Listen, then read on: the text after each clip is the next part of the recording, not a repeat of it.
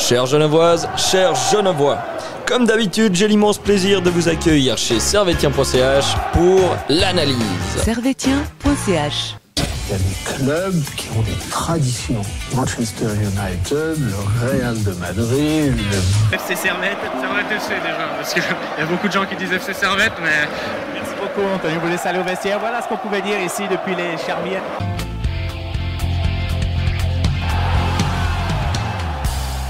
Camarades servétiennes, camarades servétiens, bonjour, bonsoir et bienvenue dans votre podcast de l'analyse. Aujourd'hui, on va parler du match qui a eu lieu samedi soir au Letzigrund entre le Grasshopper Club Zurich et le Servette FC.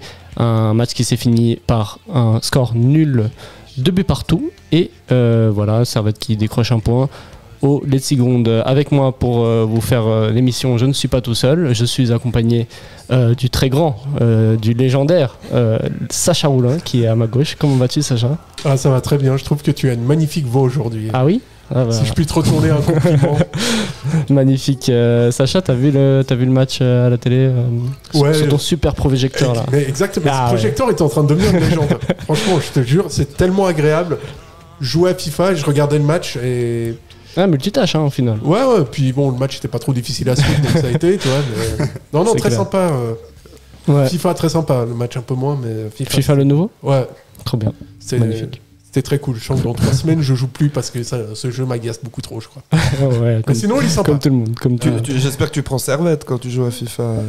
Je joue avec le maillot de Servette. Tu portes le maillot de Servette. C'est ça, il pense à Servette fort comme ça. Voilà. Et à ma droite, si vous ne l'avez pas reconnu à la voix, c'est Thomas. Yes. Thomas, comment vas-tu ? Ça va, mais ouais, très bien, en forme. T'étais au stade ou t'as vu le match à la télé ? Non, j'aurais bien aimé y aller, mais j'ai pas pu y aller malheureusement. Ouais, t'as loupé les Letzi Burger. Hein. Ouais, à ce qui paraît. Malheureusement, la prochaine, tu vois, contre Zurich, certainement, on verra. Ouais, c'est clair, ouais. Bah super les copains. On va commencer par le vif du sujet directement. On va attaquer sur le 11, les 11 des deux équipes et honneur au club moins prestigieux. On va commencer par Getse qui a aligné un 4-3-3 avec Hamel au but, Tobers, Descarli en défense en centre. Personne à gauche, mais c'est bien un joueur qui est là. À droite, Schmitz. Au milieu, Ndengue, Abrachi et Chouanière. Et devant, Kittel, Young et Morandi. Bija n'est pas là, mais c'est comme si. Hein. C'est comme si. Au niveau des prononciations, on sent qu'au niveau humour, il est pas très loin. Big up à Bijan qui est en Tunisie actuellement. Il est au bled là. Ouais, il refait ses jours de vacances. Ouais. Profite. Il bronze, voilà. Ouais, il fuit le froid. Il a raison. Et côté Servette, un 4-3-3, 4-2-3-1, ça dépend comment on voit Konya dans ce 11, mais en tout cas, Frick était au but. Rouillet, c'est vrai, en défenseur centre. À gauche, Mazikou. À droite, Tsunemoto. Milieu, du coup, Andoua, Doulin et Konya. À gauche, Kuteza. À droite, Van Moos. Et devant, la première pour Simba Koli. J'ai envie de vous dire, comme d'habitude, vous avez pensé quoi de ce 11 ? Eberle a fait tourner. Est-ce que c'est des choix que vous auriez fait ? Le 11 c'est super intéressant en fait quand tu regardes comme ça.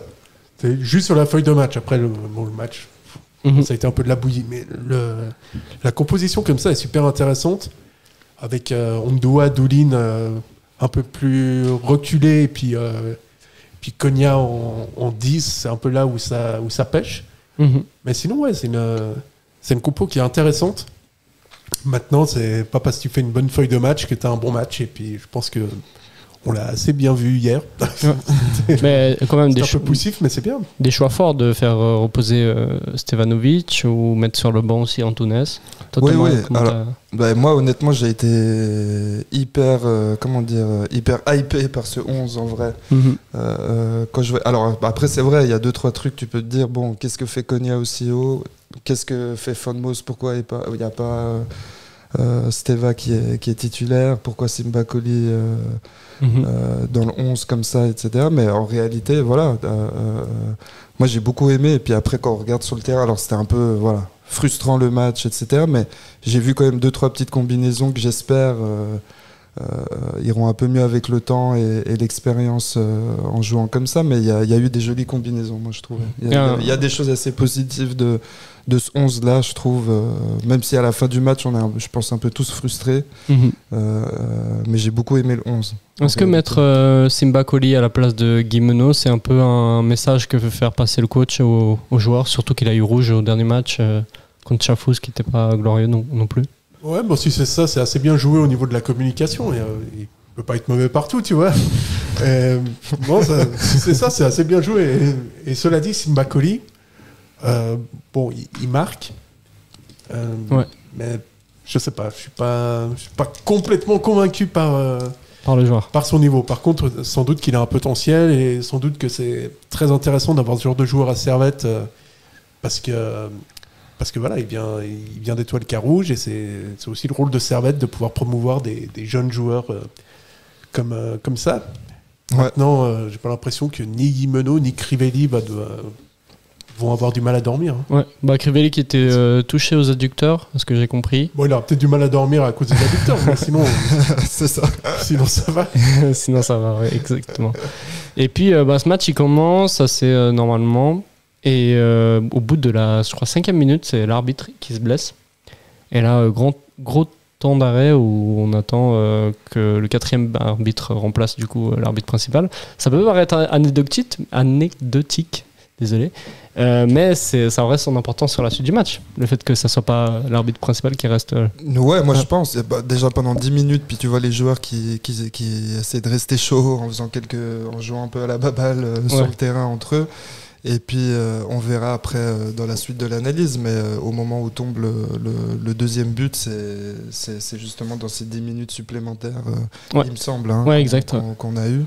Donc en tout cas, ça a tourné à notre avantage, heureusement. Mais, exact. Ouais. Voilà. Toi, Sacha, un mot à dire sur cette blessure d'arbitre? Ouais, bah, franchement, je pense que là, c'est un sacré beau changement. Hein. Alors là, ils avaient leur meilleur arbitre sur le banc, ils l'ont fait rentrer. Mais... Un choix tactique fort, quoi. Ouais, là, il déterminait le gars. Mais j'ai pas vu ce qui s'est passé en fait avec l'arbitre. J'ai pas compris. Mais bon, je sais pas non plus. Il se touche c'est quoi le talon d'Achille, ouais, quelque chose comme c'est ça, le tendon d'Achille. Ouais. Ah, ça valait la peine de faire entrer le 4e arbitre, quoi. Parce qu'il a été parfait. Surtout sur la fin de match. C'est un peu le Joker de luxe qui rentre, quoi, pour Guetze. C'est son moment, le 4e arbitre, dans ce genre de match. Il profite. Il doit faire ses stats aussi. Ouais. Ah ouais, là, il en a profité pour se mettre en valeur. Hein. C'est ça. Mais le 4e arbitre, il arbitre aussi sur le terrain par moment. C'est un tournus qu'ils font entre eux. Enfin, je sais pas si. Le 4e arbitre, tu dis dans le match en général? Non, je dis c'est un tournus qu'ils font entre eux. L'arbitre principal devient le prochain match. Ah oui, je pense que oui, bien sûr. Ouais. Donc ça, je sais pas si les arbitres de touche bougent aussi. Ouais, aucune idée. Ouais. Bonne question, mais ouais. Je pense que oui, les 4e arbitres, c'est des arbitres de base. Voilà. On ne pourrait pas arbitrer. C'est ça. Donc je me dis, match, ouais. On n'a pas été lésé par un 4e arbitre qui a moins d'expérience. Ouais, c'est ça que je veux dire. Ouais, bien sûr. T'es lésé par un arbitre suisse. Qui a tout autant de l'expérience, voilà. C'est ça. Et puis du coup, le match reprend et un peu contre le cours du jeu. Enfin non, parce que Guetze dominait aussi pas mal.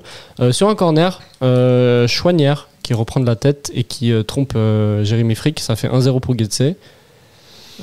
Compliqué de commencer le match comme ça. Ouais, grosse hésitation de Frick. Hein, ouais, grosse hésitation. Donc but qui est un peu pour lui quand même s'il est peut-être gêné à la base. Il y a quand même un mauvais choix sur sa sortie aérienne. Bon, il prend pas de choix en fait, il fait pas de choix. Ouais.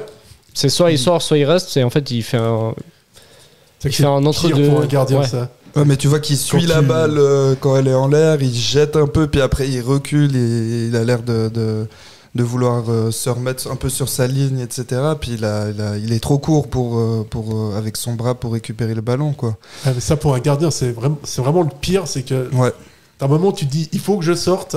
Au moment où tu commences à sortir, t'es là, faut pas que je sorte.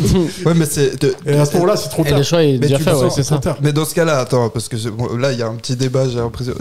Il doute, tu vois. Bah ouais, mais et du coup, est-ce que cette concurrence avec Mal le fait douter? Est-ce que c'est quelque chose qui a au fur et à mesure, j'en sais rien, hein, mais je me dis, tu vois, t'entends tous les experts dire mettre des concurrences entre gardiens, c'est pas ce qu'il faut, etc., etc. C'est juste, ouais. Est-ce qu'on va le sentir cette saison, si c'est le bon choix ou pas de les mettre les deux en concurrence? Je sais pas, mais en tout cas là, sur ce but, il a l'air d'hésiter et puis d'être moins confiant ou ce genre de... Enfin, tu vois. Ouais, je pense que ça sera un sujet à chaque analyse future. Ça sera est-ce que la concurrence nuit à la performance des gardiens ou pas? Après, voilà, on est éliminé de la Coupe, on est éliminé de l'Europe. Reste que le championnat. Ouais.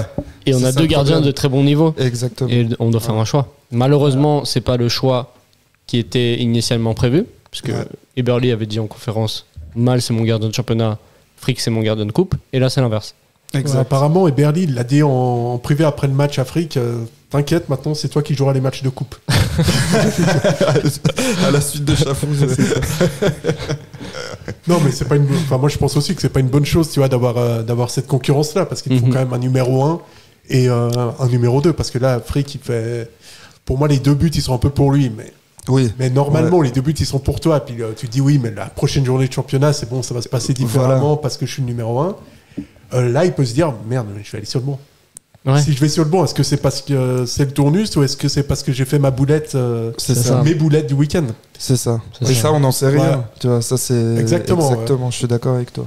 Donc on va avoir du mal, sans mauvais jeu de mots encore une fois, mais on a dû la faire 10 000 fois, mais ça va être compliqué toute la saison de faire ça, puis de garder les 2 gardiens vraiment au top niveau, quoi. Au top niveau. Parce que même s'ils ont une bonne relation entre eux, ça n'empêche pas qu'en match ils puisse être perturbé sur le fait de si je me loupe, je donne la chance à l'autre d'être. Enfin, je vais finir sur le banc. Mais donc, en fait, inconsciemment, ça les travaille. Ouais, moi j'imagine. Même s'ils s'aiment beaucoup les deux ou ils n'ont pas de problème l'un avec l'autre, ça nuit. Mais ça nuit, exactement. Alors après, il faut voir comment est organisée la concurrence entre eux, tu vois, pour que ça reste malgré tout assez sain. Mais est-ce que le Frick il sait que le prochain match c'est lui qui joue ou il joue pas? Enfin, tu vois, si c'est déjà mis sur le papier, puis que du coup on peut enlever ça des performances, tu vois, que le choix il est fait passer une organisation, etc., et pas un choix de performance derrière. Mais après, ça pose aussi question de faire des choix comme ça. Moi, je veux le meilleur gardien sur le terrain. Puis il y en a un, il peut se sentir lésé. Il se dit, moi je fais des super performances, l'autre il fait pas des super performances, et pourtant on alterne. Enfin... C'est ça. Mais après, vu qu'il nous reste que le championnat, etc., on verra. Je sais pas si cet hiver on verra un choix du club aussi, ou d'un des 2 gardiens par rapport à la suite de la saison, tu vois, avec le mercato qui ouvrira. Est-ce qu'un des 2 voudra arrêter cette concurrence, tu vois, j'en sais rien. Après, il faut voir les opportunités dans les autres clubs pour ces gardiens, mais c'est clair. On verra. Ouais, et du coup, ça faisait 1-0 pour Getse. Et quelques minutes plus tard, Getse a l'opportunité de mettre le 2-0. Une belle frappe de, je crois que c'est Morandi. Ou personne. Non, c'est personne. Non, je sais plus. Numéro 16, on va le retrouver. Qui fait une belle enroulée et qui touche tout juste l'angle du poteau. Celle-ci, elle était tellement bien placée. Elle avait le poids du 2-0, quoi. Ah ouais, hyper bien placée. Vraiment dans l'angle. Et là, à 2-0, je suis pas sûr que Servette revienne dans le match. Ouais, par contre, sur ce but, Frick, il aurait été pour rien pour une fois. Ah oui, bien sûr. Là, elle était... là, aucun gardien peut la chercher, celle-ci. C'est vrai. Ouais. En tout cas, Servette reste à 1-0 et Frick, pour noter aussi le positif, sur un beau dégagement, quelques minutes plus tard, il transmet un ballon en profondeur à Konya, qui fait un beau centre pour Van Boos, qui touche lui de son côté le poteau sur une tête. En fait, il se la remet un peu en. Je sais pas si c'est une erreur ou si c'était prévu, mais il se la remet un peu sur la tête et il trouve le poteau.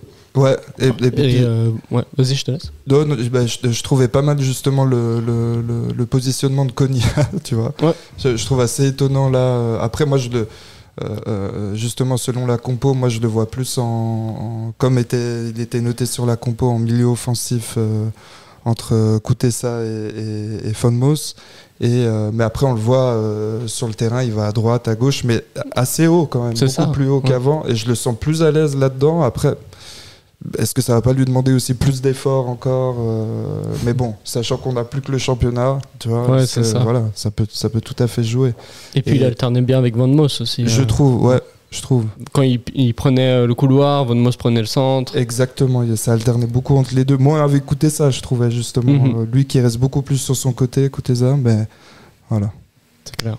Et Ouais, Van Moos qui fait une bonne prestation en tant que titulaire dans cette première mi-temps. Ouais, on va dire par rapport à ce qu'il nous a montré depuis le début de la saison, non, c'était bien. Ouais, bien sûr. Voilà. Moi, je le sens encore un peu timide, tu vois, Van Moos. Je pense qu'il pourrait faire beaucoup plus encore derrière. Mais après, j'ai pas eu l'impression de l'avoir vu beaucoup jouer à ce poste-là encore chez nous, tu vois, à Servette. Je l'ai plus vu en avant, enfin en attaque, etc. Ouais. Et j'ai l'impression que c'est plus son poste là sur le côté. Mais il repique beaucoup au centre. Ouais. Mais justement, je pense que c'est son jeu. Je pense que c'est de partir sur le côté, puis après peut-être permuter comme on a vu avec Konya, et puis faire des changements comme ça. Mais je m'attends à plus qu'il soit plus impactant, tu vois, sur le terrain quand même. Je le sens très timide encore. Ouais, pour l'instant, c'est pas fameux. Hein. Non. On va dire les choses comme elles sont. C'est pas. Mais il y a du potentiel, je pense. Tu vois, mais... Ouais, il peut progresser, c'est clair. Oui. Moi, je trouve qu'il a quand même des qualités qu'on n'a pas dans l'équipe, des percussions qui manquent aussi, du dribble, de la justesse technique. Et non, ça fait du bien d'avoir un joueur comme ça aussi. En profondeur de banc ou même.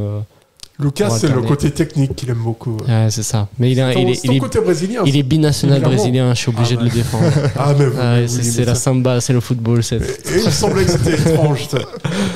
Bah voilà, comme quoi il nous faut un Brésilien. C'est quand la dernière fois qu'on a eu un Brésilien à Servette? Michel Chagas, hein. Bon. Ah ouais. C'est Est-ce vrai que qu'il c'était le dernier? Non. Dernier Brésilien. Il est brésilien. Ouais, Chagas, ouais. Bah, il plantait, Chagas. Il me fait pas penser à un Brésilien, tu sais. Ah ouais? Moi, je vois les Brésiliens comme des joueurs un peu techniques, comme ça, tu vois. Bah, le dernier joueur technique brésilien qu'on a eu, bon, là, il faudrait chercher loin. Peut-être des Azevedo. Ouais, t'as ces vidéos, t'as le 10 qui était un peu technique vite fait. Ouais, mais tu dois remonter, là. Tu vois. Oui, c'est vrai, ça fait déjà long, hein. Ça y est, on peut plus recruter de Brésiliens, il va s'arrêter. Un petit Henrik comme ça. Ah, ça serait bien, hein, mais... non, c'est clair. Et du coup... Donc, Julian Van Moos, en fait, c'est la touche brésilienne de l'équipe. C'est ça. Tu vois, la technique qu'il a, c'est son côté brésilien. Je suis sûr que tous les auditeurs, là, maintenant, ils le voient de manière différente. S'ils ne savaient pas qu'il était brésilien avant, là, tout de suite... qu'il est d'origine brésilienne. Ouais. Il est brésilien, ouais. Là, tout de suite, j'ai l'impression que tu lui as fait gagner 8 millions de valeur marchande. C'est pour ça que je pense qu'on peut s'attendre à mieux de lui, en tout cas, tu vois. Voilà. Pas pour ses origines brésiliennes, mais quand il monte sur le terrain. Je pense qu'il peut faire un peu plus, quoi, encore. Non, c'est clair. On sent qu'il y a du potentiel dans ce genre. Ouais. T'as raison, il n'y a plus de Brésiliens. On recrute plus de Brésiliens. Ouais, c'est ça le problème. C'est complètement scandaleux. Est-ce qu'on recrute moins de Brésiliens en général dans le foot aussi ces dernières années, tu vois. Les moyens clubs et les petits clubs recrutent moins parce que les gros prennent tout à chaque fois. Oui, maintenant, il suffit qu'un Brésilien soit bon dans le championnat brésilien, il part vite dans les grands clubs. Ouais, aussi. Mais j'ai le sentiment aussi que les Brésiliens partent moins facilement qu'avant aussi, tu vois, qu'il y a beaucoup qui ont vu les autres partir, se cracher en Europe et peut-être revenir, et qu'il y a quand même plus ce côté carrière, peut-être d'être bien d'abord dans le championnat, venir dans un petit club en Europe. Enfin, c'est peut-être comme ça que ça se construit plus une carrière après en Europe, mais Servette, ça serait typiquement le lieu idéal pour accueillir quelques Brésiliens et les revendre plus tard, quoi. Tu vois. Il y a plus de Brésiliens chez Servetien.ch que dans l'équipe première de Servette. Hein. Non, Patrick Weber, il est aussi brésilien. Mais non. Oui, il est binational aussi. Ah ouais, bah, écoute. Voilà. Il peut pas avoir des noms brésiliens un peu? Ouais, c'est vrai. Parce que Lucas Araujo, tout de suite, ça respire le Brésil. C'est ça. Julian Van Moos, pas le Brésil. Il y a Julian. Il y a Julian un peu. Ouais, il y a Julian, ok. Mais... Non, c'est vrai. Bah, après, c'est à force les générations, hein, c'est naturalisé depuis quelques moments. C'est pour ça qu'ils sont binationaux, ils sont. Julian, on le dit avec l'accent espagnol. Ouais, c'est pas Julian, du coup, c'est Julian. Ouais, c'est ça. Ça devrait être Julian, en fait. Bref. Petite digression sur Van Moos, mais on reprend le fil du match. Et Servette va égaliser c'était combien, à la 30e par là. Ouais, il me semble. Entre 31e, je crois. Voilà.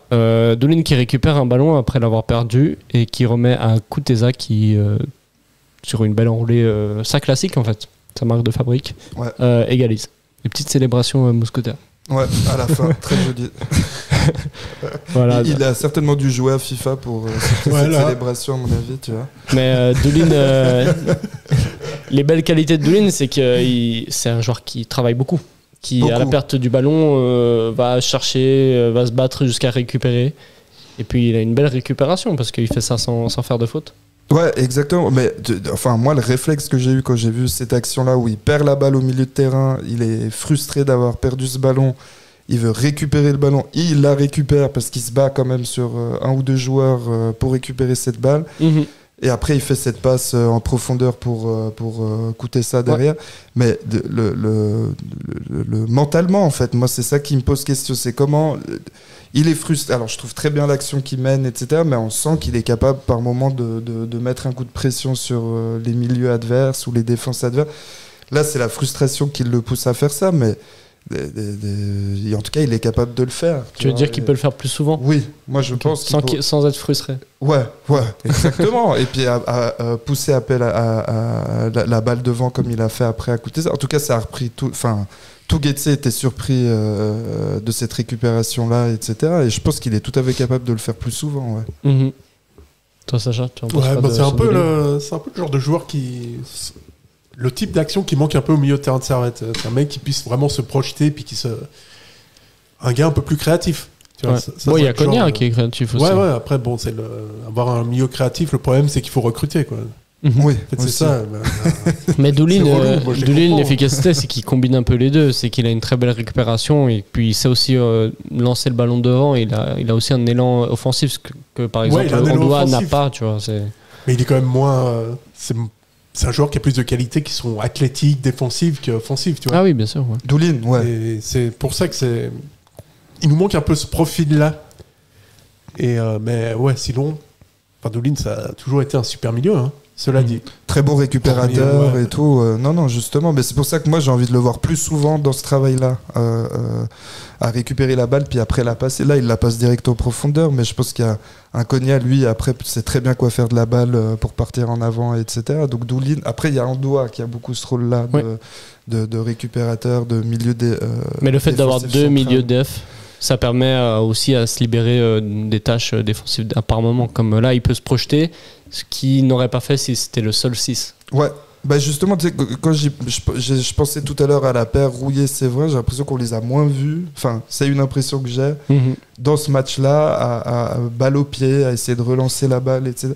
Et je pense que c'est dû aux deux milieux défensifs qu'il y avait devant, justement, qui ont fait un premier filtre et puis qui s'occupaient à relancer le ballon devant ou à récupérer avant que la balle arrive dans notre surface, quoi. Ouais, c'est clair. Et du coup, avant de finir cette première mi-temps, bon, il y a eu 10 minutes de temps additionnel, c'était pour rattraper la blessure de l'arbitre. Mais du coup, dans ces 10 minutes de temps additionnel, on a eu un deuxième but de Servette. 2-1, c'est sur un centre de Van Moos. Ouais. Non. La passe à Tsunemoto. Tsunemoto qui centre et Simba Koli qui reprend de la tête. Exact. Une tête bien placée, qui rebondit juste avant le gardien, et puis ça fait 2-1. Et premier but pour Simba Koli en Super League. Ouais, puis c'est bien. Non, mais c'est vrai que on sent qu'il a vraiment ses appels au premier poteau. J'ai l'impression que c'est pas sa marque de fabrique, mais en tout cas, il l'a très bien fait. Il a aussi raté pas mal de trucs, mais ça, il l'a réussi. Et puis à ce moment-là, franchement, je crois qu'on est à peu près tous d'accord pour dire qu'on pense que c'est vraiment le tournant du match. Oui. Et que... Normalement, à 2-1, on doit... En plus, un but marqué juste avant la mi-temps, on doit garder le score. Ouais, ensuite, voilà, tu gagnes... Tu mènes 2-1 à ce moment-là, et tout, tu te dis vraiment que là, il y a alignement des planètes. et puis, au-delà de ça, ça fait plaisir de voir un gars qui est passé par Carouge et puis qui est vraiment genevois, qui marque et tout. Ça donne beaucoup de crédibilité au projet servétien. Ouais.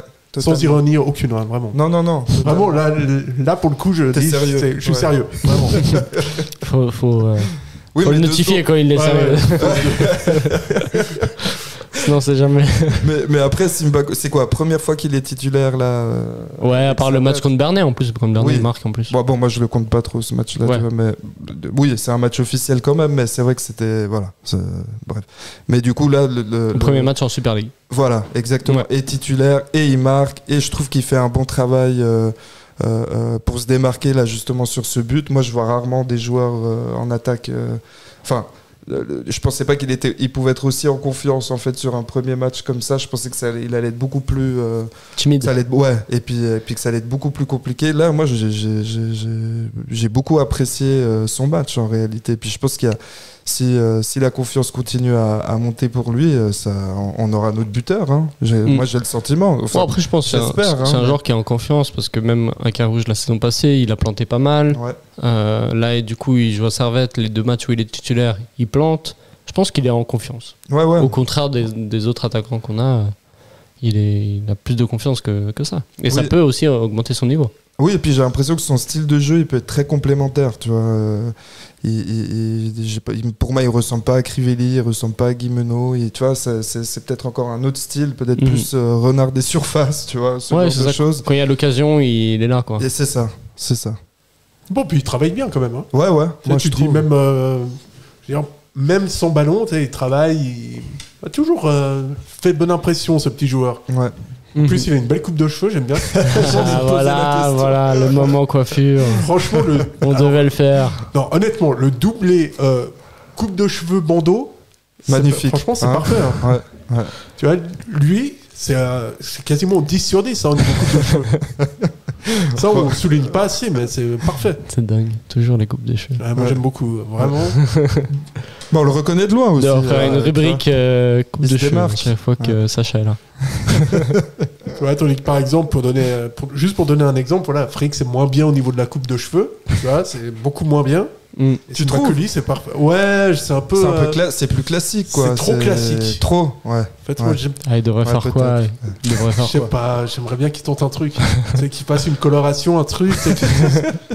Maintenant, je suis le maître de mon destin un peu, tu vois, et je fais quelque chose. C'est pas trop le style des gardiens de se montrer quand même.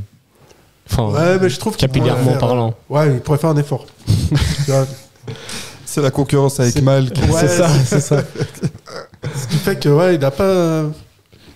Il a déjà pas des bons cheveux à la base, je pense. Tu vois, c'est pas ouf sa coupe de cheveux à la base. Mais je pense qu'il faut une sacrée confiance en soi pour faire une petite coloration. Ouais, c'est ça en fait. C'est pas. Faut être fort psychiquement, tu vois, un peu. C'est ça. T'as d'autres mentions capillaires à mentionner Qui avait une jolie coupe de cheveux L'attaquant de Getse, j'aime pas du tout sa coupe. Le sud-coréen, tu dis Je trouve vraiment que ça fait négliger tout ça. Très bien. Bon, Servette rentre au vestiaire 2-1. Et comme on avait dit, on pensait que le plus dur était fait. Ouais. Mais non, parce que Servette revient au ressort des vestiaires et dès, je crois, 10 minutes plus tard, Getse a une occasion et un peu similaire à celle de la première mi-temps. C'est un centre, c'est pas un corner, mais c'est quand même une action aérienne. Frick qui sort, mais cette fois-ci c'est Simba Koli qui touche d'abord, puis ça revient sur un attaquant de Getse qui remet, qui est encore dévié, et ça revient encore sur un attaquant qui la met au fond.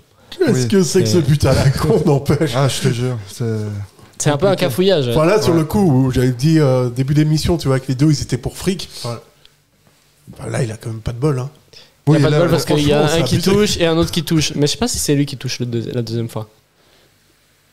Là, c'est Simba Koli. On va voir. Ouais, je crois que c'est lui qui touche. Mais il la retouche là, tu vois. Frick, ouais. Là, sur le. Franchement. Là, il y a Simba Koli qui touche et là, il y a la frappe et je crois que c'est Frick qui la touche et qui. Ah, puis qu'il la dévie sur l'attaquant de Getse. Ok. C'est ça. Là, il a quand même pas de chance. Hein. Mais attends, non, mais j'ai l'impression qu'elle cogne un défenseur servétien. Peut-être Tsunemoto. Hein. Regarde. Ah, ouais, je suis d'accord avec Lucas, c'est de la retouche en fait. Ouais. Et la retouche, ouais. Mais bon. Il y a un peu, c'est un peu le. C'est le cafouillage. C'est le cafouillage, quoi. Ouais. Ouais. Et puis Getse encore sur le coup de pied. Enfin, on peut pas tellement l'incriminer pour ce coup. Non, mais sur la sortie qu'il fait, bon, après il se fait prendre. Il y a peut-être un manque de communication avec Simba Koli. S'il dit G, après il doit l'avoir. Bon, c'est ça. Mais bon, non, on peut pas. Même Simba Koli, il fait il repousse la balle avec sa tête plus loin. C'est un geste défensif, quoi. Il n'y a pas à redire là-dessus. C'est juste qu'après, le défenseur de Getse qui reprend la tête de Simba Koli, il est seul quand même, tu vois. Alors qu'on en a 3 devant le but. Mais bon, écoute. Ouais, c'est clair. Et du coup, de partout. Ouais. Et dernier fait de jeu, l'expulsion d'Andoua. Moi, je dirais qu'il y en a encore 2. Deux faits de jeu. Ah oui, et juste, il y a Kuteza à la fin. Donc, avant-dernier fait de jeu, Andoua écope d'un carton rouge. Selon moi, justifié, mais si vous avez d'autres avis là-dessus. Voilà. En guillemets, je suis pas sûr du terme, mais c'est voie de fait, il pousse l'autre joueur. Ouais. Si t'es pédagogue, tu peux mettre un jaune, mais moi, franchement, la sortie rouge, ça m'a beaucoup emmerdé sur le moment. Bien sûr. Mais après, si tu vois le ralenti, il le prend à la gorge, quoi. C'est ça le problème. C'est qu'Andoua le prend à la gorge. Il revient fort, et là, tu vois, sur le ralenti, on voit, il le prend à la gorge. Et l'arbitre, l'assistant est là, quoi, il le voit. Il y a eu des rouges plus scandaleux. Hein. Oui. Bien sûr, mais là, je pense pas qu'il est scandaleux. Selon moi, il n'est pas scandaleux. Non, moi c'est pour ça que je te dis, il y a eu des rouges qui étaient bien plus polémiques. Là, je trouve que c'est assez. Non, mais après, ça, c'est normal de la part de l'arbitre de mettre rouge là-dessus. Ouais, c'est le règlement, il le prend à la gorge. Pour moi, il y a rouge. Ouais. Non, moi, je remets pas en question du tout le rouge. Je pense que il est logique, hein, vu le comportement qu'il a. Après, moi, je comprends pas trop la montée d'un seul coup puis d'Andoua, tu vois. Moi, ça, je pense que c'est parce qu'il lui tire assez dessus, calme, quoi. tu vois, il réfléchit et assez mature, tu vois, dans l'équipe. Et là, je sais pas trop ce qui s'est passé ou si c'est la frustration d'une action avant, tu vois, je sais pas. Je pense qu'il y a de la frustration pour le score. Et puis il y a aussi parce qu'il le dégage dessus. La balle, il dégage sur lui. Ouais. Écoute, c'est rouge. Je vois pas. C'est un peu c'est extrême comme réaction. Ouais. Quand tu regardes au ralenti, c'est vrai que le gars de Getse fait pas forcément beaucoup d'efforts pour rester debout non plus. Hein. Oui, bien sûr. Il a tout compris. C'est juste, mais bon. c'est ce qu'il faut faire. Hein. Si un joueur de Servette l'avait fait, on aurait dit la même. Non, nous on s'écroule pas comme ça au sol. On est des bonhommes. Hein. Et du coup, rouge pour Andoua qui jouera pas le prochain match contre Lausanne. Et puis, dernière action, même à 10 contre 11, on a été dangereux. Kuteza, qui, je pense, là, c'était le poids du 3-2, qui est parti tout seul sur son côté, qui se défait de son vis-à-vis, et puis qui, face au but, se fait un peu crocheter juste avant les 16. Ouais. Et on en discutait avant l'émission, mais on se demandait si c'est. Déjà, si la faute est dans les 16. Et puis si elle était dans les 16, est-ce que la VAR serait revenue sur ça ? Bah écoute, moi j'ai vu un petit résumé de la RTS qui fait qui zoome justement sur l'action. C'est en dehors des 16. Là, tu vois, on voit là si tu stops. Ouais. En fait, le joueur de Getse, il le touche juste avant les 16 et puis Kuteza, il s'encouble à la suite du contact sur la ligne, tu vois. Donc pour moi, il y aurait eu juste coup franc. Mais il doit siffler ce coup franc. Mais pour moi, il doit siffler, oui, à faute, quoi. C'est par derrière et puis il fait peut-être pas exprès le joueur de Getse, mais ça déséquilibre l'attaquant. Enfin, c'est faute. Si t'es un arbitre compétent, c'est faute. Oui. Voilà. Et puis là, très juste. Et puis là, tu peux revenir avec la VAR si tu considères qu'il y a un possible carton rouge. Parce que là, il y a pas de, il est apparemment pas dans la surface, donc ils pouvaient pas revenir sur un penalty. Ils pouvaient revenir sur le rouge. La VAR, elle ne peut revenir que sur une situation de penalty. Mais ils sont pas revenus du tout, quoi. Et si ça a le poids ça n'avait pas le poids d'un rouge parce qu'il y avait un défenseur derrière. Donc lui, c'est pas le dernier. S'il n'y a pas rouge, il n'y a pas intervention de la VAR. Donc on peut juste regretter d'avoir un arbitre incompétent. Voilà. Mais je me demande si la faute, elle est prise en compte à partir du moment où il touche le pied ou à partir du moment où il s'encouble. Mais tu regardes l'arbitre, il est extrêmement bien placé juste derrière. Il doit être à 6 mètres, 8 mètres derrière. Pour moi, il voit très bien l'action. Ouais. Après, est-ce que il a peut-être retenu juste que c'est Kuteza qui s'encouble tout seul, tu vois, j'en sais rien. Mais tu vois qu'il est bien placé quand même. Et puis la VAR, là, c'est là où moi je comprends pas pourquoi en plus, suivant que l'arbitre ne réagit pas, pourquoi ils interviennent pas. C'est normal. Ils doivent être une aide à ce moment-là, tu vois. C'est à ça qu'ils servent d'une certaine manière, quoi. Enfin, pas emmerder, tu vois, c'est un peu ça. À la fin du match, l'arbitre a reconnu lui-même s'être trompé. Donc oui. Mais s'être trompé dans le sens en fait qu'il y avait faute ou qu'il y avait penalty. Qu'est-ce que fait la VAR, tu vois ? C'est ça, moi, le débat. Après l'arbitre qui voit pas, voilà, ça c'est encore autre chose. Mais la VAR qui a tous les écrans, les trucs, pourquoi ils réagissent pas ? Parce que si la VAR n'était pas d'accord, il aurait dû consulter. Il aurait dû consulter la VAR du coup. Ouais. Mais après, est-ce qu'elle a dû... Enfin, si c'est pas péno, si c'est pas rouge, elle a pas pu intervenir sur cette action.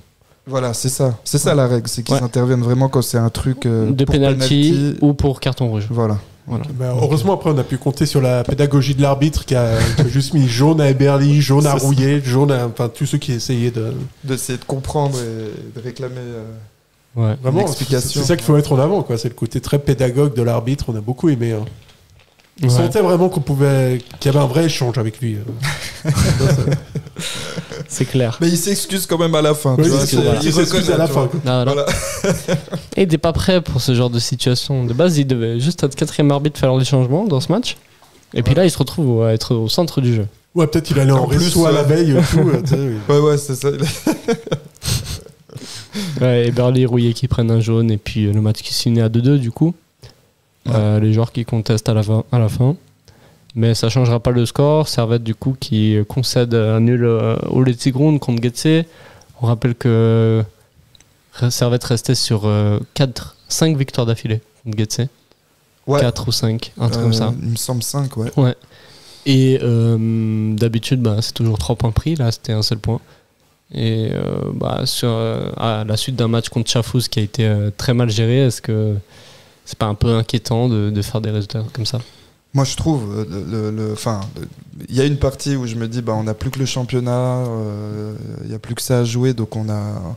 Et honnêtement, moi, j'aimerais presque que le club communique sur le fait qu'on vise le championnat, tu vois, vu qu'on n'a plus que ça à jouer, que ça soit quelque chose qui soit même dit entre eux dans le vestiaire, je sais pas ça, mais ça me gêne. Il y a quelque chose là qui me gêne dans le résultat, dans la frustration que ça donne ce match quand tu as une semaine pour le préparer, quand tu plus d'autres compétitions, etc. C'est ça.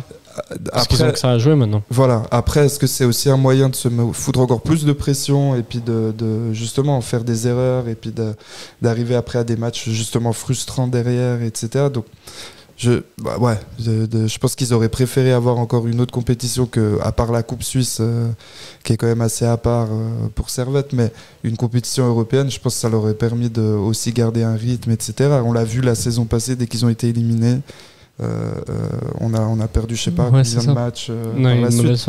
Et je pense qu'au niveau de la motivation, c'est moi à Chafouz il y avait un problème de motivation. Aujourd'hui, hier, pour certains joueurs il y avait aussi quelque chose au niveau de la motivation, d'où le fait, je pense, du 11 de Eberly hier. Et je pense que les nouveaux titulaires qu'il a mis, je trouve que ça a fait du bien dans l'équipe et que ça remet un peu de la concurrence au sein du vestiaire, et j'ai trouvé ça plutôt positif, et je sens gentiment la patte d'Eberly arriver. Alors c'est un double tranchant pour lui, et peut-être que ça se passera très bien et puis ça continuera de s'affirmer, etc. Ou alors ça ira dans le sens inverse avec les résultats, et pour le moment ça prend un peu le sens inverse au niveau des résultats, mais après au niveau du jeu j'ai trouvé qu'il y avait des jolies choses. C'est quoi la patte Eberly? Ouais, c'est ça la question. C'est un peu là, tu vois, dans ce 11 j'ai bien aimé le changement avec Konya devant, Fonmos titulaire là, et puis l'attaquant et le double pivot, Doulin Nandoua. Exactement, ça j'ai bien aimé. Après je dis pas, on a joué contre Getse, je sais pas si contre Bâle ou Zurich plutôt, et IB ça serait intéressant, mais il y a quelque chose qu'on n'a pas vu en tout cas les derniers matchs là. Ouais, moi je sais pas, je suis pas hypé par l'entraîneur en fait. Parce que je trouve qu'il est mou, puis qu'il respire pas l'ADN. Il respire pas, Quand tu vois, Geiger, il avait un peu, avant d'arriver à Servette, c'était un petit peu la culture de la loose, tu vois, mais c'est un ancien de la maison, tu vois. Weiler, c'est un ancien de la maison. Et Burley, c'est sélectionneur de l'Estonie, quoi. Mais c'est le premier entraîneur hors qui n'a pas d'historique à ça depuis tout à fait, longtemps. Là, ça doit faire depuis Alves. Ouais, c'est ça, depuis Alves, Puis je sais pas, je trouve que. Alors peut-être qu'il va se révéler après, tu vois, qu'on va se dire waouh, c'est un super entraîneur. Pour l'instant, il a raté le coche de 2 gros objectifs de la saison. Qui était, t'as le 6-0 contre Bâle aussi. T'as ça aussi en championnat. En fait, il lui reste plus que le championnat en fait. Et s'il ne va pas en championnat, fin de saison, ça va être compliqué de garder son siège, quoi. Ouais, donc après, ça veut pas dire, tu vois, que c'est un mauvais entraîneur, ça veut pas. Mais c'est vrai qu'il part un peu, tu sais, dans une relation à 0, tu vois. Oui. Parce qu'il n'a pas tellement, il n'a pas la fibre Servette en lui vraiment ancrée, tu vois. Et c'est pour ça que je me demandais c'était quoi la patte Eberly. parce que j'arrive pas tellement à... Pour l'instant, il n'y a pas vraiment de style de jeu, c'est un peu du Weiler bis. Ouais, tu sens que... Mais effectivement, ce que dit Thomas est excessivement juste, c'est qu'au milieu de terrain, il y a le milieu de terrain à 3, ça faisait longtemps qu'on l'avait pas vu. Donc il y a quand même... Ouais. Il y a peut-être quelque chose qui est en train de... Qui ressort là, je sais pas. Qui débute maintenant, tu vois, à ce niveau-là, je sais pas. Peut-être. Je sais pas. Mais après, c'est quand même un risque de Weiler de prendre Eberle. Tu vois, ça reste quand même lui qui l'engage et qui va le chercher derrière. Donc, qu'est-ce qui sous-entend en allant le prendre? Tu vois, quel est comment il communique les deux, comment ils travaillent les deux ensemble? Ça, je sais pas. Tu vois, on dit que c'est que c'est un peu en quelque sorte la marionnette de Weiler, mais là il montre un peu que non, enfin à moins que ce soit Weiler qui lui dit tu veux me faire cette compo, on n'en sait rien, mais j'ai un peu il fait bien la marionnette en tout cas. Hein. Voilà.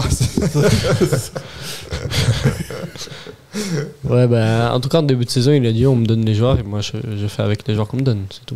C'est-à-dire qu'il a quand même un choix là-dedans, c'est lui qui a les noms, c'est lui qui prend mais ça me gêne presque d'un entraîneur, tu vois. Weiler, j'aimais bien parce qu'à la limite, il montrait qu'il pouvait être frustré parce qu'il n'avait pas... il y avait eu ces deux bêtises énormes au mercato hivernal, mais tu sentais qu'il était frustré de ne pas avoir peut-être certains styles de joueurs, puis il a été chercher ses joueurs. Tsunemoto, c'est lui, enfin tu vois. Là, Eberle, il n'a aucun choix dans le... C'est plus notre. Mais quand tu es un entraîneur qui doit avoir une philosophie de jeu, tu dois savoir quel style de joueur tu veux. Donc, composer avec les joueurs que tu as, moi c'est prendre un emploi parce que tu sais pas trop quoi faire dans ta vie. C'est comme quand tu es sélectionneur quoi. Donc exactement. Donc c'est là où moi je le mets un peu en doute et puis j'ai envie de voir par la suite. C'est pour ça que j'étais assez content hier de voir un peu plus peut-être ce côté-là chez lui, même si je suis d'accord avec toi Sacha, je le trouve très mou mais il prend un jaune hier quand même, tu vois, il conteste. C'est vrai. Tu vois, moi ça m'a étonné ça c'est très juste. C'est ça. Mais oui, après on a un directeur sportif. C'est lui qui doit prendre les décisions du recrutement. Et puis, tant mieux qu'on ait un directeur sportif et que le coach ne soit pas trop avec ses exigences. Parce que sinon, en fait, ça peut vite tourner sur un truc drama en mode le coach il veut des joueurs, mais le directeur sportif il peut pas ses joueurs. Ouais, non, clairement. Ou le directeur sportif veut des joueurs que le coach veut absolument pas. Et puis, après, c'est pas très sain. Dans les clubs, en tout cas, ça marche comme ça. Ouais. Bon, il était en vacances là, on était Weiler, non? Non, il s'est gouré dans ses dates de vacances, il était pas là. Mais pourquoi il a été directeur sportif vu l'été après, tu vois? Mais il a déjà posé ses vacances. Ouais, c'est 3 mois de vacances là. Ils avaient déjà posé à ce moment-là, donc ils pouvaient pas. Le mercato. Apparemment le mail, ils ont pas reçu le mail. Bon. On va passer au top et au flop, comme ça on peut revenir sur les prestations individuelles de chaque joueur.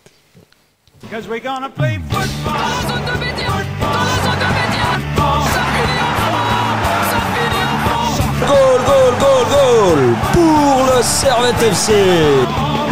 C'est comme quand on ramasse les cerises, on a un œil sur la cerise et puis un œil sur le panier. Voilà, il faut toujours plutôt regarder en haut. On va parler de Geiger, une grande philosophie. Les cerises. Donc messieurs, on va commencer par le flop. Votre flop de la rencontre, le joueur qui vous a un peu plus déçu que les autres. Moi, c'est un peu comme d'habitude. Hein. C'est un peu. J'allais dire Jérémy Frick. Ouais. Mais moi, Rodian Von Moos, je trouve qu'il a. Ah ouais? Je sais pas. Je l'aurais pas mis dans les flops. J'aurais même mis plutôt dans les tops. Ouais, j'ai trouvé. Il était peut-être en légère progression sur le début de la saison, mais en soi, j'ai l'impression que c'est un joueur qui était moyen à Saint-Gall, qui va être peut-être moyen plus à Servette avec un contexte favorable. Et je trouve qu'il est un peu comme Eberle, il est un petit peu mou des fois. Ouais. Sans qu'il soit mauvais. Hein. Non. Même si là, dans mes flops, voilà, je suis pas hypé de ouf, tu vois. Ok. Un hater de Von Moos à ma gauche. Mais il n'y a pas Antunes, donc. Ah bah oui, il fallait trouver une autre tête de Turc. Ok, toi t'es d'accord Thomas avec Von Moos déjà?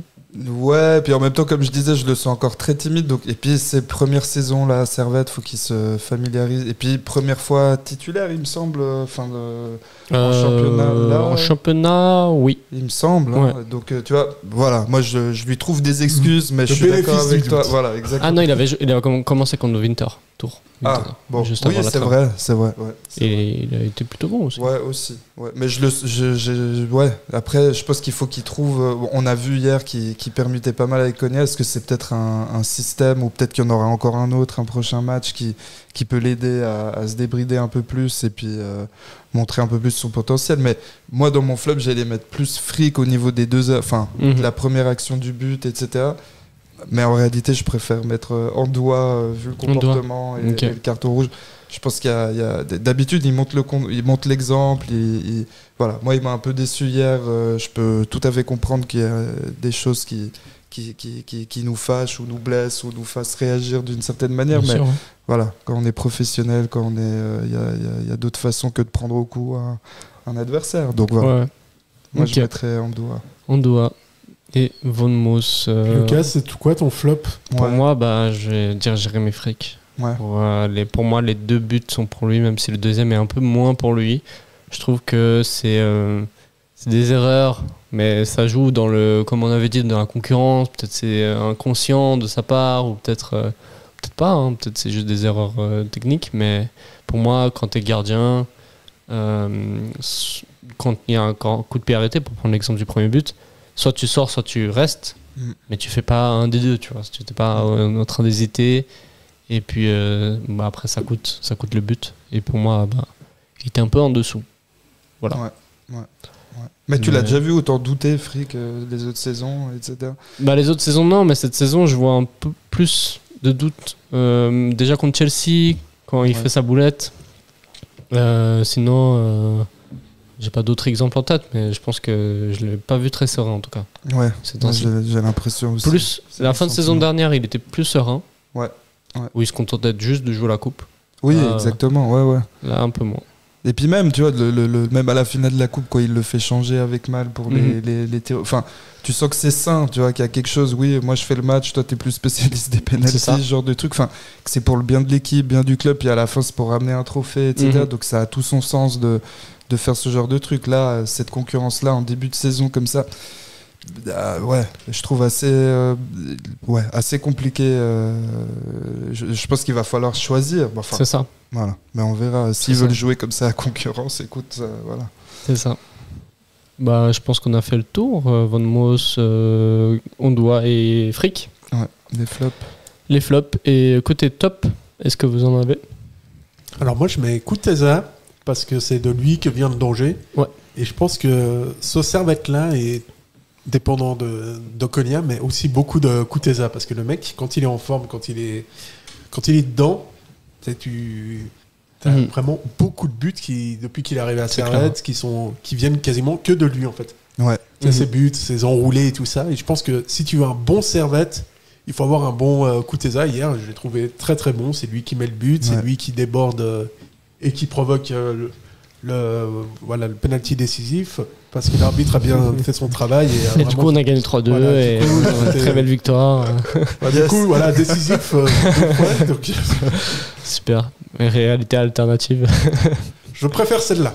Je préfère tous celle-ci, je pense. Ok. Mais oui, Kuteza, c'est pour moi, c'est le joueur phare. Enfin, tu regardes même la saison passée, tous les buts qu'il empile, etc.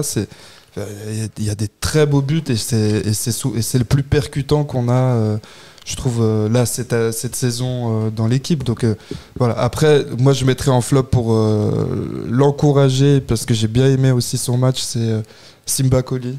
Ouais. En top, du coup. Voilà, en top. On manque de buteurs à la Bédia, etc. Il n'aurait pas un style qui ressemble un peu plus par rapport aux autres attaquants qu'on a à Bédia. Alors, c'est pas le même physique, etc. Bédia, je crois, est plus grand, plus allongé et tout. Mais lui, il a quand même un style qu'on a pu voir hier et que je trouve qu'il travaille beaucoup et bien. Donc, j'ai envie qu'il reste concentré. Donc, c'est un top encourageant. Voilà. Ok. Moi, je mettrais Konya. Parce qu'on avait parlé aussi, il avait un registre un peu plus différent, un peu plus devant. Il alternait bien à gauche et tout. Et puis le danger est aussi venu de sa part du premier but.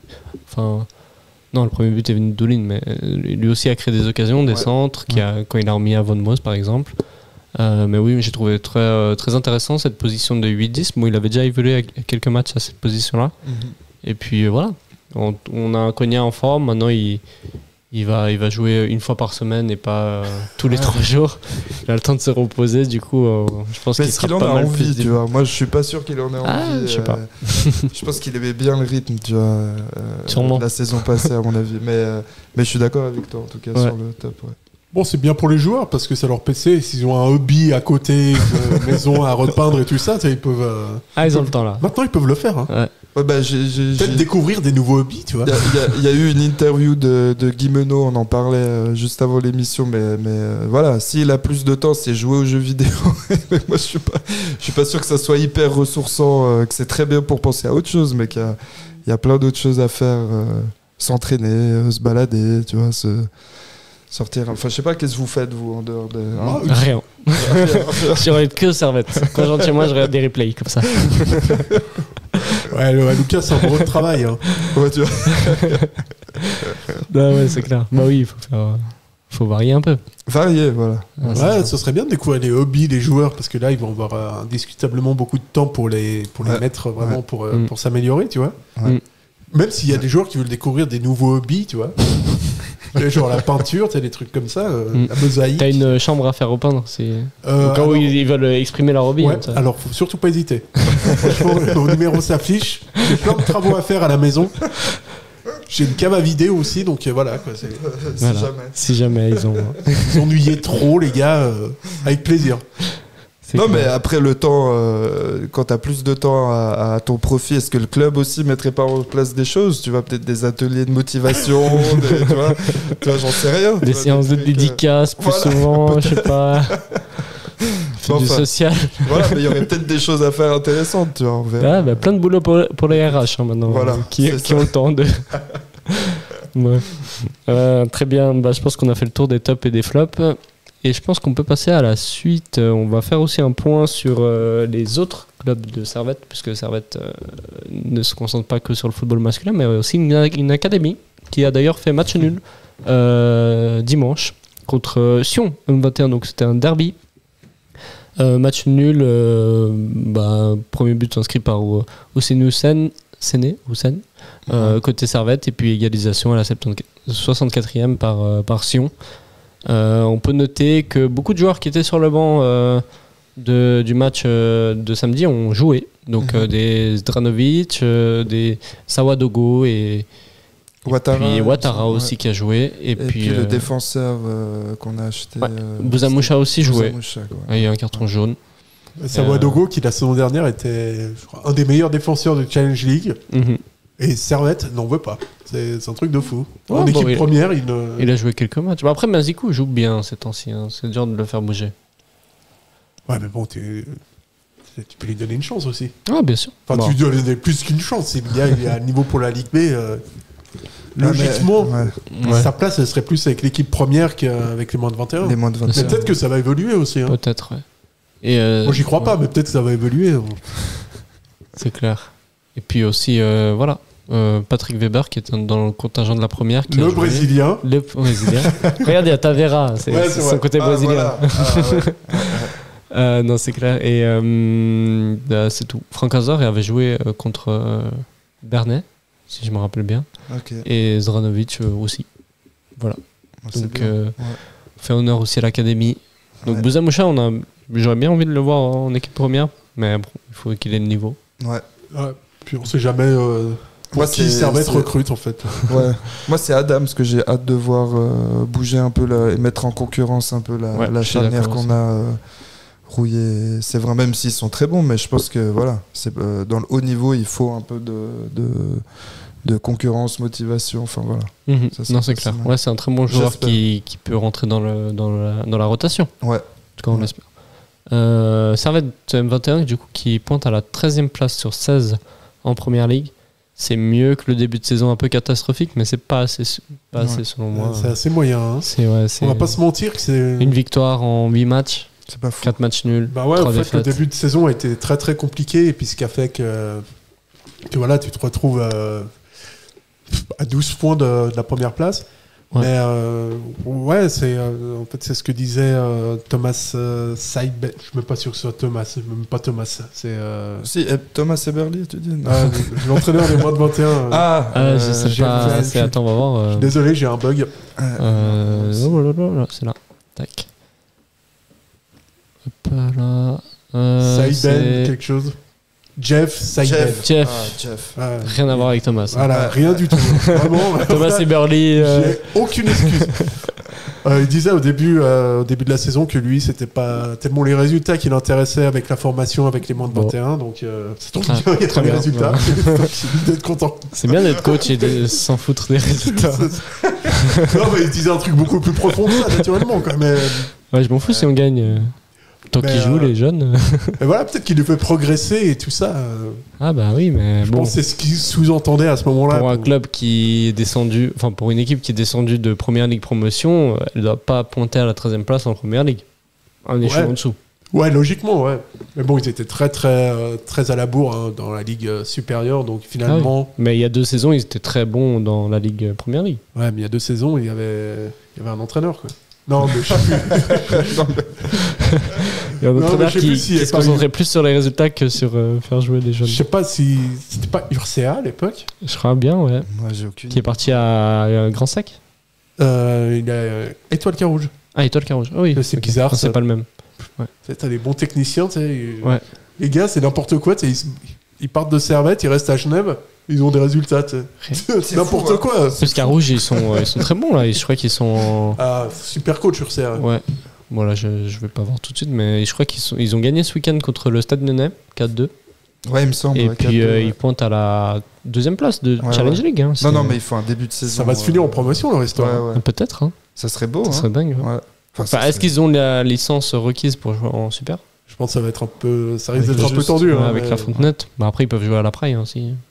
Ouais, puis nous, on peut jouer à la Fontenette. Moi, ça me plairait. Ça serait bon, ça. Ah, je sais pas. Non. Non, mais je oui. Je pense qu'on partagera la Praille, à mon avis, si ça arrive. Bah, si ça arrive, je pense que oui. Parce que la Fontenette, je pense pas qu'elle a les dimensions requises. Après, le stade municipal d'Yverdon a les dimensions requises. Ouais, dans ce cas-là, alors la Fontenette aussi, certainement. En tout cas, peut-être rajouter une tribune ou un truc comme ça. Il va devenir sympa ce stade, je te jure. Je trouve que ça me hyperait plus de jouer à la Fontenette qu'à la Praille. Tu sais, pour le côté un petit peu charmy des années 90. Ouais, un truc un peu. Non, mais c'est vrai. Plus petit, plus convivial. Après, est-ce qu'il y a des ultras à Étoile Carouge? Bonne question. Écoute, est-ce qu'il y a des supporters pour le moment, ils n'ont pas besoin d'ultra pour gagner, en tout cas. Non, c'est clair. Et bien se mettre au classement. Donc, ouais. Et il me semble avec un joli jeu. Hein. J'ai pas regardé de match en entier, etc. Mais moi non plus. Ça joue très bien, je crois. Ouais, je crois que ça joue bien. En tout cas, ça a les résultats. Ouais. Donc voilà. Et côté féminine, Servette chinois féminin a gagné 2-0 ce week-end contre Lucerne avec des buts de Paola Serrano et de Iman Saoud. Ce qui fait que le club pointe, je crois qu'il est 2e si je me trompe pas. Première place avec 6 matchs, 5 victoires, 1 défaite. Voilà, donc les féminines qui assurent bien le début de saison avec un seul but concédé. Peut-être le noter. Et puis voilà. Ouais, puis surtout, il y a le vrai objectif, si je puis dire, de ce début de saison pour Servette Football Club féminin, c'est vraiment le match contre la Roma. Quoi. Ah oui, bah oui. Ouais. D'ailleurs, match contre la Roma jeudi, c'est jeudi soir, à 20h15, je crois bien. En tout cas, ils jouent contre l'AS Roma. Ils avaient perdu le match aller 3-1 avec 2 buts à la fin du match, ce qui est un peu dommage, mais bon, ça arrive à 19h. Voilà. Donc au stade de Genève, donc soyez nombreux si vous nous écoutez, que vous voulez aller au stade, saisissez l'opportunité, ça peut être cool parce que s'ils gagnent ce match, ils se qualifient en Ligue des Champions, ce qui dans la phase de groupe, donc avec des gros clubs, donc des grosses affiches, et donc ça fait toujours aussi plaisir de voir Servette au plus haut, dans les plus hautes dimensions et en Europe. Les filles, il faut absolument qu'on tombe contre le PSG. Alors, vraiment, sérieusement, s'il vous plaît, vous sortez la Roma et après, PSG Ce qui est un peu dommage, c'est que Servette, c'est le champion suisse et ils doivent passer 3 tours pour aller en phase de groupe. Ouais, c'est compliqué. C'est compliqué. Ben là, ils sont en train de réfléchir à une potentielle Europa League féminine. Oui. à faire. Ouais, mais j'ai entendu le dernier podcast. C'était qui le collègue Victor, voilà, qui en parlait très bien. Et je pense et ça serait bien qu'ils mettent justement ces deux compétitions-là, parce que c'est vrai que la marche elle est haute. Hein. Parce que là, s'ils perdent, plus rien après derrière. Alors que t'es champion suisse, t'as une belle équipe. Enfin, c'est dommage. Ouais, c'est clair. Et puis là, pas de chance, on tire la Roma. Oui, qui est championne d'Italie, d'après ce que j'ai compris. Donc, championne d'Italie. Voilà. Après, je me dis, jolie pub pour Servette encore à Rome cette saison. Les supporters romains doivent nous connaître par cœur maintenant, en tout cas, je me dis. C'est ça. Même si moi qui avais fait le déplacement l'année passée, le chauffeur de taxi connaissait le club, mais pas bien l'équipe, etc. On a quand même un historique, etc. Oui, bien sûr, à travers l'histoire. Donc voilà, pour les connaisseurs de foot. Voilà, donc ça fait des jolis petits rappels comme ça, c'est sympa. Ouais, cool. Le rayonnement du club, quoi. Voilà. J'ai l'impression que la ville est plus connue que le club, tu vois. De Rome, tu dis? Non, c'est Genève. Ouais, Rome, c'est un petit club. Hein, qui connaît? Moi, je connais la Lazio. Hein, okay. Moi, je ne m'engagerai même pas sur ce terrain-là. Voilà, bon. On revient sur du coup la Super League. On va faire le côté Super League Time comme on fait d'habitude. On va parler des résultats de ce week-end. Servette donc c'est imposé. Non, c'est pas imposé. A fait match nul contre Grasshopper. J'ai tellement l'habitude de dire que c'est beaucoup plus sympa. Hein. C'est beaucoup moins sympa. On devrait faire un podcast alternatif. Et du coup, mais ça c'était un des résultats, mais il y en a eu d'autres. Lucerne s'est imposé 3-2 contre Saint-Gall à Saint-Gall. Zurich a battu le FC Bâle 2-0. Dans le classiqueur. Ouais. Très beau match. Enfin, beau match, je sais pas. Le résumé était très beau en tout cas. Okay. Je sais pas quel match. Bâle qui a eu un rouge.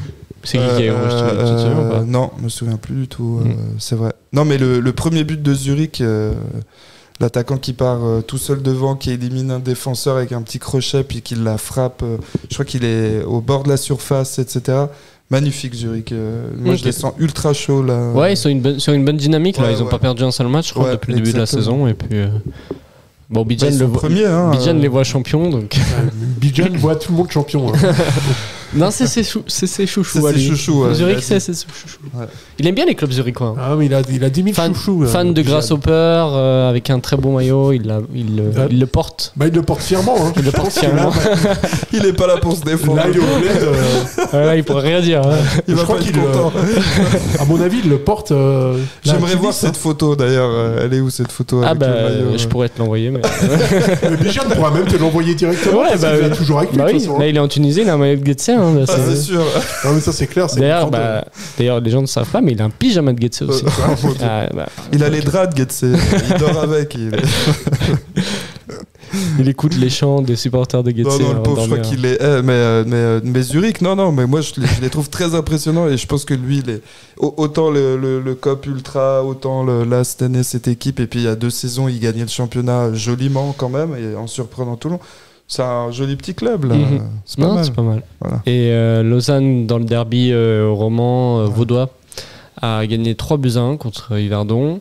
Young Boys a battu 4-1 Winterthur et Sion a fait 0-0 contre Lugano. Pas mal. Ce qui fait que au classement, on a Zurich qui prend la tête du classement avec un match en moins, avec 14 points. Égalité de points avec Lucerne, étonnamment, qui est aussi sur une bonne dynamique ces temps-ci. Sur les 5 derniers matchs, 4 victoires et 1 nul. Suivi de Lugano, Servette, on est là avec 13 points. Et ensuite Sion en 5e place et Bâle en 6e. Et ensuite les autres sont aux parties basses du classement. Young Boys qui relève un peu la tête, qui était jusque-là, qui a décroché sa première victoire ce week-end. Logiquement, on devrait se faire passer devant par IB et puis Bâle. Pourquoi? Parce qu'ils sont meilleurs que nous. Pourquoi? Ah mais IB ils sont pas si bons ces temps-ci. Ils ont gagné un match et c'était contre Winterthur qui sont vraiment sur une série noire. Ils commencent à 4 défaites d'affilée. Oui, mais après ils ont gagné un match pour l'instant. Donc on verra bien. Et voilà. Donc quelque chose à dire sur ce classement, des équipes qui vous font peur, Ouais, IB et Bâle. Ah ouais. Je crois beaucoup au réveil des Bernois. Ok.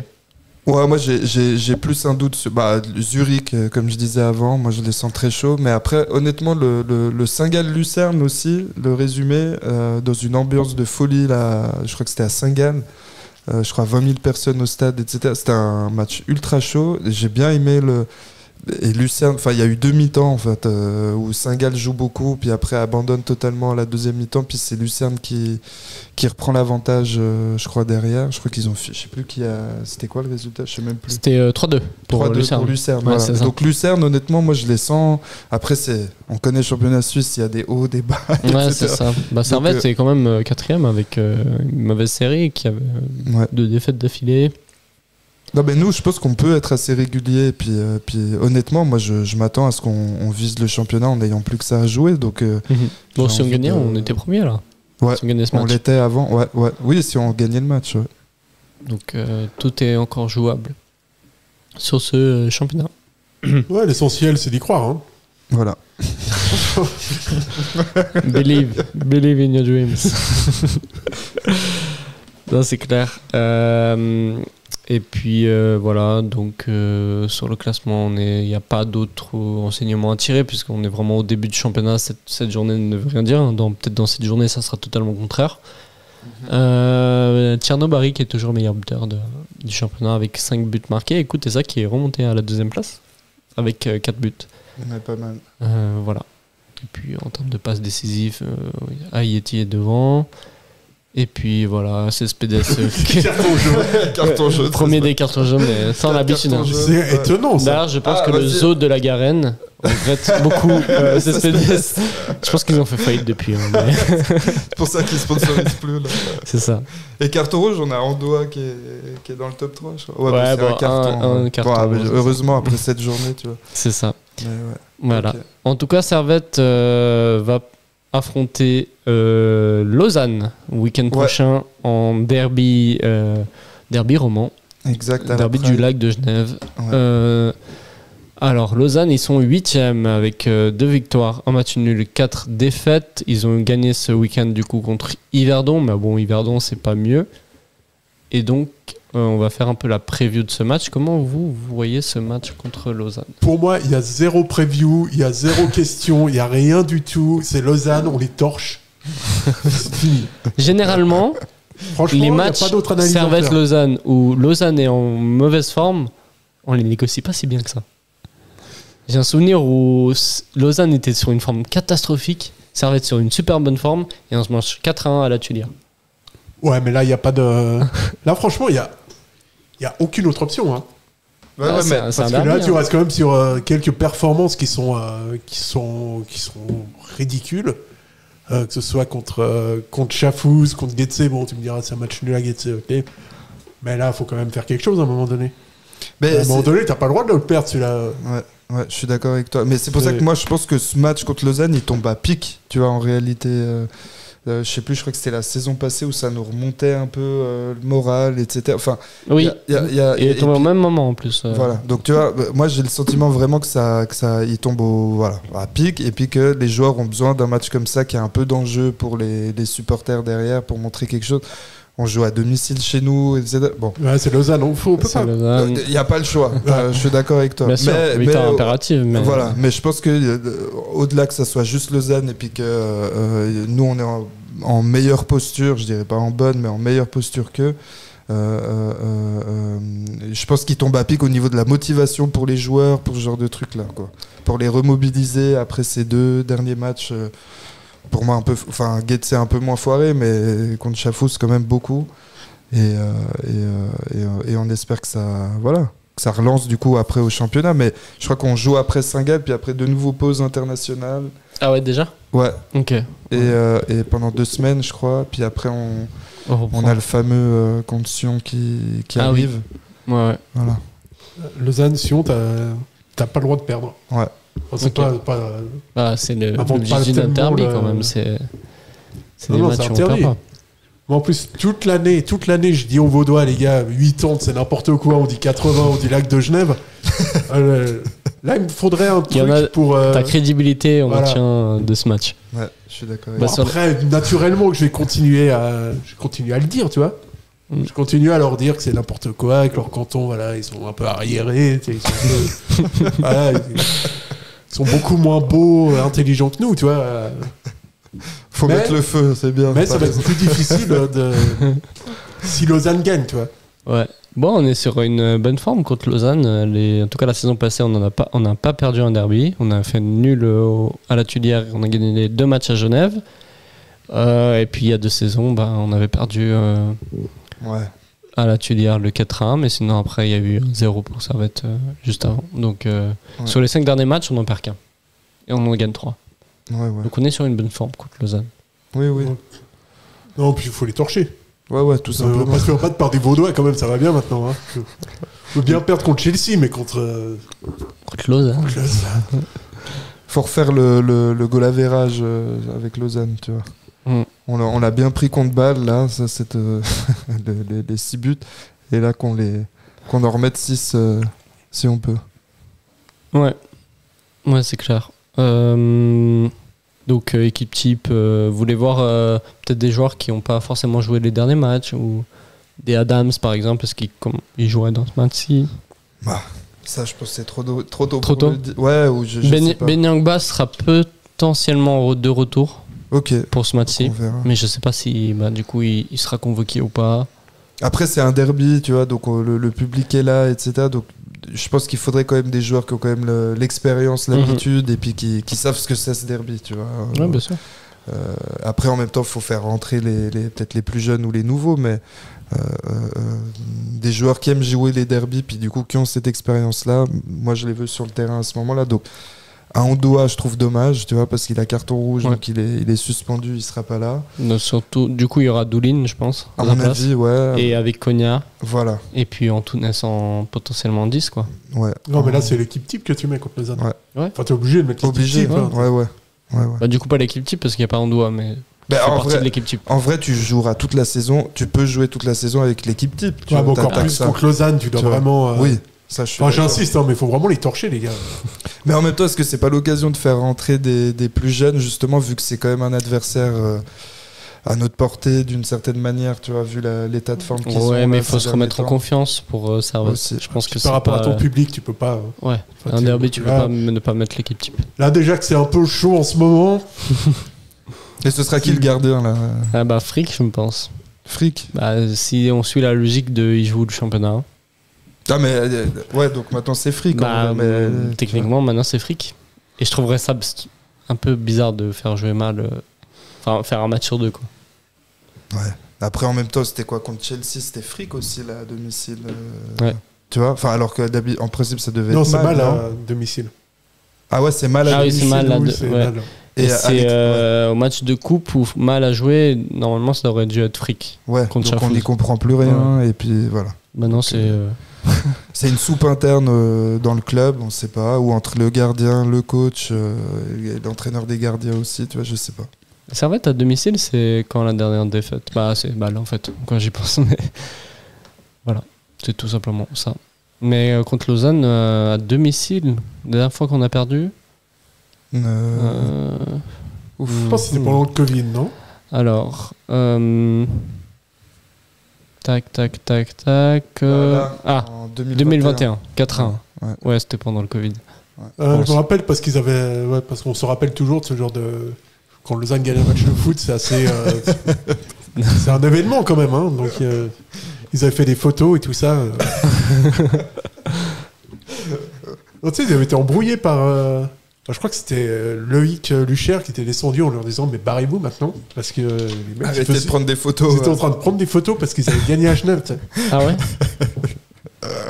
Je me souviens de l'année passée. Il a bien fait de leur dire, il a bien fait. L'année passée, c'était le tweet là où ils avaient fait en mode. Ils avaient fait un clip où ils venaient jouer de la guitare. Ah mon dieu, mais ils sont ridicules. Ouais. Mais ça, après, je pense qu'ils ont compris, quoi. Enfin, c'est la culture du club, hein, après. Oui. On peut pas leur en vouloir. Ils font ce qu'ils peuvent. Enfin, je pense qu'ils voient justement la communication. Ils découvrent les réseaux aussi, dans les villages comme ça. Voilà. Ils veulent essayer d'égaliser. Non, mais ils ont beaucoup de peine. Hein. Ça, je trouve que ça a été. Ils ont été droit dans le mur et que ça s'est retourné contre eux, ce genre de truc. Mais on les voit moins faire ce genre de bêtises, j'ai l'impression, maintenant sur les réseaux. Donc, Tant mieux. Après, j'imagine qu'ils seront quand même un petit nombre parce que c'est toujours un événement de venir dans la capitale, tu vois. Ah bah oui. Je pense. Traverser le lac de Genève. Ouais, puis de mémoire, j'ai l'impression qu'ils sont un petit peu plus nombreux à chaque fois, tu vois, à la Praille, à faire le déplacement. Donc voilà. Ouais, avant ils étaient 38, maintenant ils sont 39. Parce voilà. Il y a un gars qui a. Peut-être 40, tu vois, à tout péter. s'est perdu. C'est le chauffeur du train qui vient avec eux.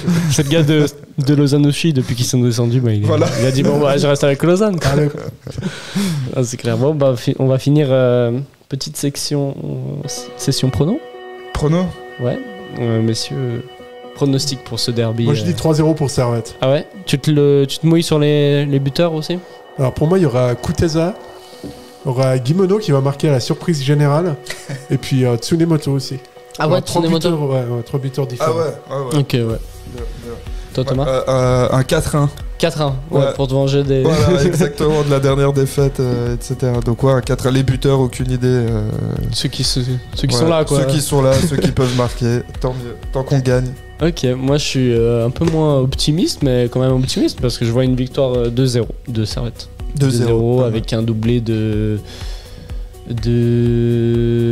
Ouais, je vois pas de doublé en fait. Peut-être un but de Kuteza et un but de Konya. Voilà. Très bien. Peut-être rouillé de la tête. Il va nous sortir tout l'effectif. Peut-être un fric en fait. Antunes. Je sais pas. Voilà. Ok, super. Merci d'avoir participé à cette émission. En tout cas, toujours un plaisir de vous avoir avec moi.